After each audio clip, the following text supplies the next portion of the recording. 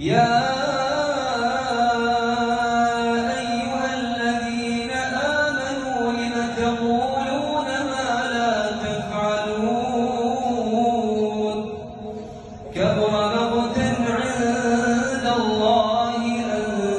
تقولوا ما لا تفعلون إن الله يحب الذين يقاتلون في سبيله صفا كأنهم بنيان مرصوص وإذ قال موسى لقومه يا قوم لم تؤذونني وقد تعلمون أني رسول الله إليكم فلما زاغوا أزاغ الله قلوبهم والله لا يهدي القوم الفاسقين وإذ قال عيسى ابن مريم يا بني إسرائيل إني رسول الله إليكم مصدقا لما بين يدي من التوراة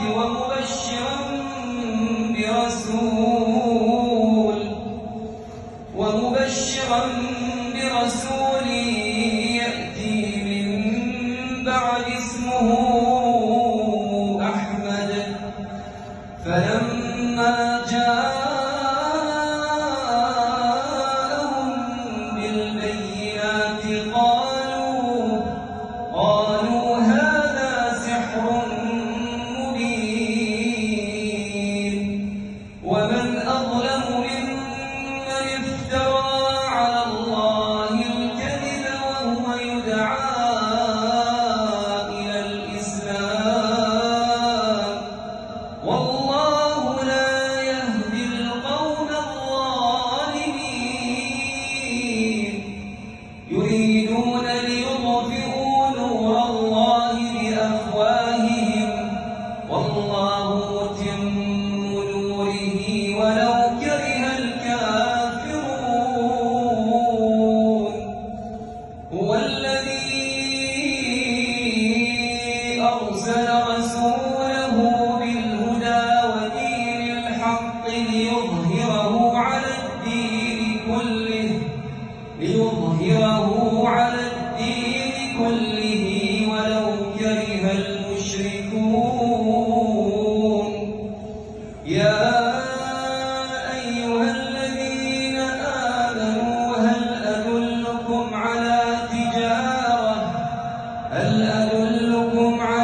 تجارة تنجيكم